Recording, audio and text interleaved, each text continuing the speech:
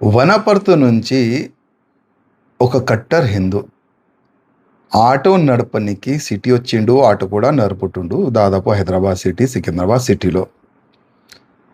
నిన్న అంటే ఒక 2 days బ్యాక్ అనుకోండి,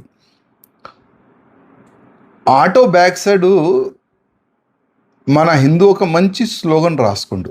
ఆ స్లోగన్ ఏ విధంగా ఉంటుందంటే, ఈ భారతదేశంలో, ఈ ప్రపంచంలో పుట్టే ప్రతి ఒక్క వ్యక్తి హిందువే ఉంటాడు.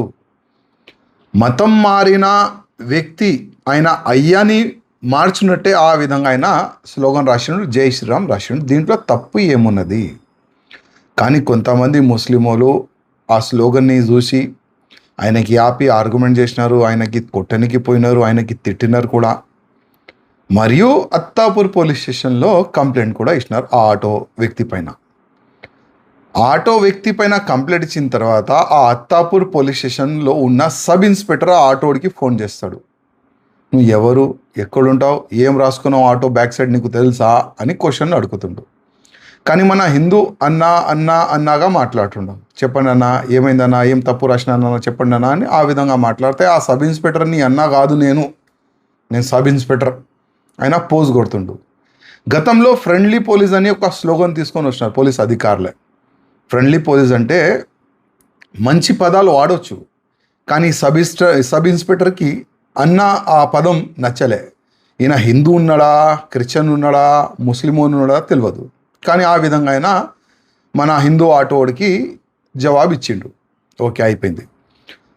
కానీ ఇవాళ 5 times నమాజ్ చదువుకుంటారు. నమాజ్ చదువుకుంటే కూడా మాకు అభ్యంతరం లేదు. కానీ ఆ నమాజ్లో ఆ పదాలు ఏ విధంగా వాడుకుంటారు వీళ్ళు? ఈ ప్రపంచంలో అల్లా ఒక్కటే, ఈ ప్రపంచంలో ఏ దేవుడు లేడు అని ఆ విధంగా ఆ పదంని వాడుకుంటారు. మళ్ళీ ఇదే పోలీసు వాళ్ళకి దమ్ముందా పోయి ఆ నమాజ్ ఆపి ఆ మౌల్వి కానీ ఎవరైనా ఆ అలాజ్మెంట్ చేసే వ్యక్తి పైన కేసు బుక్ చేసే పోలీసు వాళ్ళకి దమ్ముందా అడుగుతున్నా. కేసు పెట్టే దమ్ముందా అడుగుతున్నా. ఫోన్ చేసి బెదిరించి అట్లాంటి పదాలు వాడతారు కదా వీళ్ళు, అది వాడే దమ్ముందా అడుగుతున్నా. లేదు కదా. ఎందుకంటే హిందువుల పైననే దౌర్జన్యం చేయాలి, హిందువులకే ఒత్తాలే. ఇదే కదా మన పోలీస్ డిపార్ట్మెంట్లో ట్రైనింగ్ ఇచ్చేది ఇప్పుడు. ఇదే కదా, హిందువుల్ని ఒత్తాలి, హిందువుల్ని కొట్టాలి, హిందువుల పైన కేసులు పెట్టాలి, హిందువులకి జైలుకి పంపించాలి. ఇదే నేర్చుకున్నారు మన పోలీసు వాళ్ళు. కానీ 2 days బ్యాక్ జరిగిన ఒక సంఘటన, మొన్న మన బజరంగ్ దళ్ కార్యకర్తలు, ఆల్ హిందూ సంఘాలు ఆ ఆటో హిందూ వ్యక్తి సపోర్ట్గా నిలబడి ఆయన పైన కేసు కాకుండా చూసినారు, ఆయనకి హెల్పింగ్గా నిలబడ్డారు.